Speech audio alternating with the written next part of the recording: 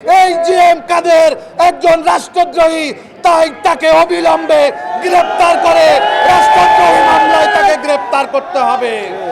বাংলাদেশের একজন রাজনৈতিক ভারতের ভাষায় কথা বলতে পারে না। ভারতের প্রেসক্রিপশনে বাংলাদেশের রাজনীতি নির্বাচন নিয়ন্ত্রণ করতে পারে না। তাই কথাবার্তা পরিষ্কার, আওয়ামী লীগ এবং জাতীয় পার্টি এই দুইটা বাংলাদেশের কোনো রাজনৈতিক দল নয়। জাতীয় পার্টি এবং আওয়ামী লীগ এ দুইটি হচ্ছে ভারতীয় রাজনৈতিক দল। আমাদের এই লড়াই চলবে যতক্ষণ পর্যন্ত এর দোষীদের বিচার না হবে, জাতীয় পার্টি নিষিদ্ধ না হবে, আওয়ামী লীগ নিষিদ্ধ না হবে, 14 দল নিষিদ্ধ না হবে। আওয়ামী লীগ যে দোষে দোষী, আওয়ামী লীগ গণহত্যার দায়ে দোষী, জাতীয় পার্টিও সমানভাবে দোষী। আপনারা জানেন এই খুনি হাসিনার সভাপতিত্বে 14 দলীয় জোটের সভায় সিদ্ধান্ত নেওয়া হয়েছিল ছাত্র জনতার উপরে গুলি চালানোর এবং গুলি চালিয়ে পাখির মতো ছাত্র জনতাকে হত্যা করা হয়েছিল। এই গণহত্যার দায় 14 দল এড়াতে পারে না। এই গণহত্যার দায় জাতীয় পার্টি এড়াতে পারে না।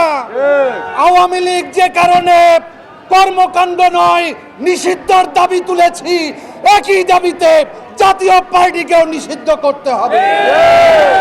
আপনাদের মনে আছে 2008 সালে নির্বাচনের পরে হুসাইন মোহাম্মদ এরশাদ বলেছিল ভারতের বস্তায় বস্তায় টাকায় এই মঈনুদ্দিন ফখরুদ্দিনের নির্বাচনে হুসাইন মোহাম্মদ এরশাদ অংশ নিয়েছিল। 2014 সালে আমরা দেখেছি এই জিএম কাদের তারা সেই কুত্তমার্কা নির্বাচনে তারা অংশ নিয়েছিল এবং এই এরশাদ সাহেবকে সুজাতা সিং ভারতের পররাষ্ট্র সচিব বলেছিলেন আপনাকে নির্বাচনে যেতে হবে, আপনি যদি নির্বাচনে না যান তাহলে বিএনপি জামাত ক্ষমতায় আসবে। আমরা দেখেছি সেদিনও তারা এই ভারতের প্রেসক্রিপশনে 2014 সালে কুত্তামার্কায় নির্বাচনে গিয়ে খুনি হাসিনার সরকারকে তারা বৈধতা দিয়েছে। পরবর্তীতে 2018 গিয়েছে দিনের ভোট রাতে। 2024 সালে আমরা দেখেছি এই জিএম কাদের 3 দিন ভারতের সফর শেষে বাংলাদেশে ফিরে বলেছিলেন আমি ভারত সরকারের আমন্ত্রণে সেখানে গিয়েছিলাম, ওখানে বেশ কয়েকজন গুরুত্বপূর্ণ ব্যক্তির সাথে খোলামেলা আলাপ হয়েছে।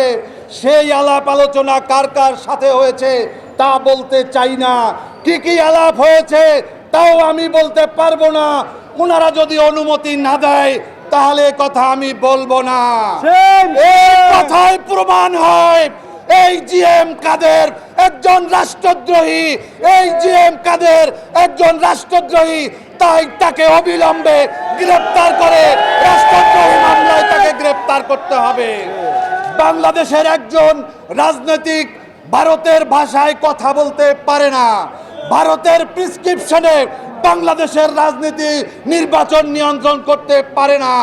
তাই কথাবার্তা পরিষ্কার, আওয়ামী লীগ এবং জাতীয় পার্টি এই দুইটা বাংলাদেশের কোনো রাজনৈতিক দল নয়। জাতীয় পার্টি এবং আওয়ামী লীগ এ দুইটি হচ্ছে ভারতীয় রাজনৈতিক দল। ইতিমধ্যে আমরা লক্ষ্য করেছি খুনি হাসিনা পশ্চিমবঙ্গে নাকি আওয়ামী লীগের অফিস করেছে। এখন আওয়ামী লীগের অফিস সমগ্র ভারতবর্ষে করেন। মোদি ব্যর্থ হয়েছে, হাসিনা সফল হতেও পারে। বাংলাদেশে আওয়ামী লীগ জাতীয় পার্টির রাজনীতির কোনো চিন্তা করবেন না। আমরা লাগাতার কর্মসূচি দেব এই আওয়ামী লীগ এবং জাতীয় পার্টি নিষিদ্ধের জন্য।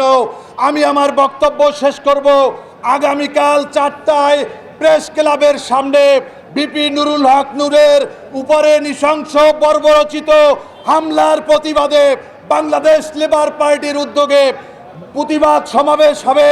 আপনারা যারা উপস্থিত আছেন আপনাদের সবার দাওয়াত রইল, আপনারা উপস্থিত থাকবেন। আমাদের এই লড়াই চলবে যতক্ষণ পর্যন্ত এর দোষীদের বিচার না হবে, জাতীয় পার্টি নিষিদ্ধ না হবে, আওয়ামী লীগ নিষিদ্ধ না হবে, 14 দল নিষিদ্ধ না হবে।